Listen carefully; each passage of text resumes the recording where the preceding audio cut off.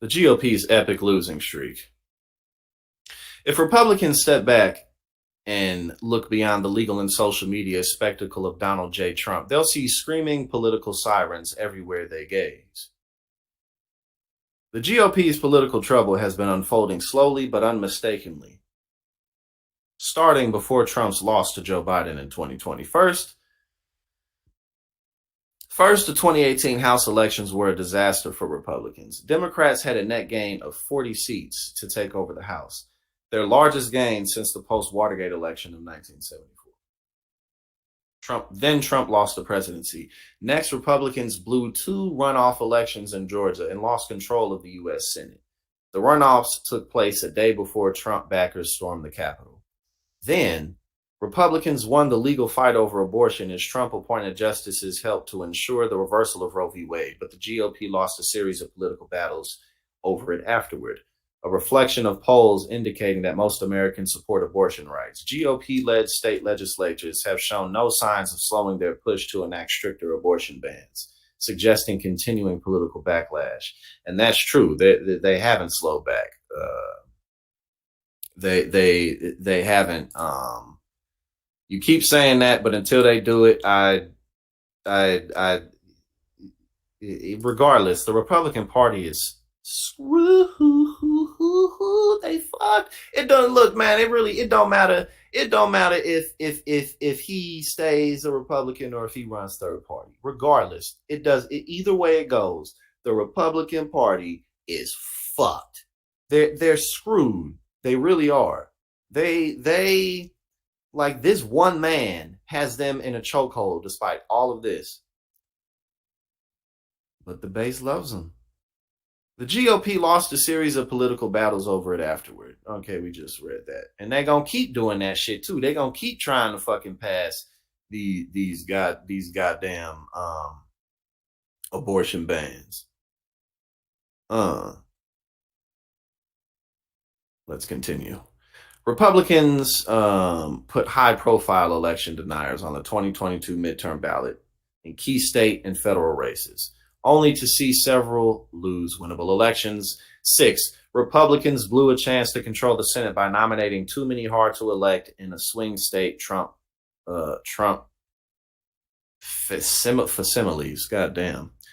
I almost said face smiles. I was like, there's no way that shit says face smiles. It says facsimiles. I was like, okay, let me get that right. Their hopes of a big House majority were erased for the same reason, creating constant headaches for new Speaker Kevin McCarthy. Oh.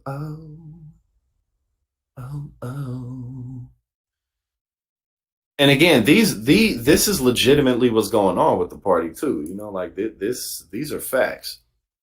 And despite all of that, Donald Trump still has enough of the base that they're just screwed in 2024. Just this week, progressive Democrats triumphed in two of this year's most consequential elections. Brandon Johnson, a teachers union organizer, was elected Chicago mayor. In swing state Wisconsin, Democrat-backed Janet, whatever, the protest, I don't know what that says, and I'm high, so I'm not going to try. I'm just going to butcher it. Janet P. We're gonna call her Janet P. for right now. I don't even mean no disrespect, but yeah. Democrat in Wisconsin, Democrat-backed Janet P. flipped the state Supreme Court to liberals in a landslide after leaning into her support for abortion rights. Yeah, that's a fact. Like they're screwed. They're in such a bad position. 8. Senate Republicans have been gifted a historically favorable 2024 map, but hard-right candidates who appeal to the GOP base again threatened to inject uncertainty into at least 5 winnable races. 9. Trump is driving an agenda dominated by vengeance and victimhood. Yes, he is, diverting Republicans from the inflation and crime-centered messages that helped them in the midterms. And it's not even just that, but Donald Trump's attacks, yes, 100%. You're 100% right. What's happening in Tennessee is definitely going to hurt Republicans. Because again, like I remember, I mean, well, I think didn't Columbine happen in 20, no, I mean not 20, in 99, I think, 98 or 99. I remember when that happened. I mean, like, obviously I was born in 92, so I was too young in 99 to really know what the fuck was going on, but I do remember people talking about it. And then I remember I'm having flashbacks of just being, because I have some family in Oklahoma. And I just remember people talking about it. And since then it's just become like an escalating problem. Um, so it's become such an issue. I mean, literally, like every time you look up, you'll be in the middle of something, and there's another shooting in a school, another shooting in a supermarket, another shooting in some place where it shouldn't have happened, a church or some shit. So yeah, you're 100% right. People aren't just going to endlessly put up with this. They're just not. Reality check. Oh, sorry. We continue. Reality check. Trump, if anything, is stronger and more likely to win the GOP nomination than he was after the November midterms. That's a fact. He is, man. He's man. Donald Trump has already won the Republican nomination. Unless they somehow kick him out of the Republican Party and he goes third party, it's already over. It's been over. And on top of everything, as we continuously talk about, the Republicans are defending him at every turn. This bruh, this man just got 34 felony counts. Like, and y'all are defending him for what? Like, the Republican Party is just, they're so inept. Despite how effective they are at what they do, they're such a fucking disaster, at least when it comes to Donald Trump.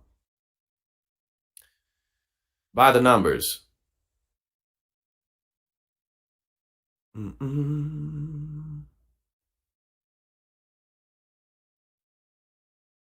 For all his growing popularity among Republicans, Trump remains widely unpopular nationally. Indeed, he does. Indeed, he does. Polls show Florida Governor Ron DeSantis, who trails Trump by an average of 26 points. Oh, he's just going to stampede and close that 26-point gap. And like, no, he's not. No, he's not. Either they kick this motherfucker out of either they kick him out of the party or he has already won the nomination. Biden's approval rating has hovered around 42%, a dismal figure, but still better than Trump's. Man, Biden's approval rating could definitely be in the 50s, no doubt. Had he only done things like come through for the railway union workers and come through on the prescription drug case that just happened recently, and just had he pushed harder on a variety of things, he would definitely be more popular, because people don't really, like, for instance, like when people don't like despise Joe Biden the same way that a lot of people just really don't like Hillary Clinton. Like Hillary Clinton, there's just a lot of people in this country who just really don't like her. But Biden doesn't really carry that same type of load with him. You know what I'm saying? People are just kind of like,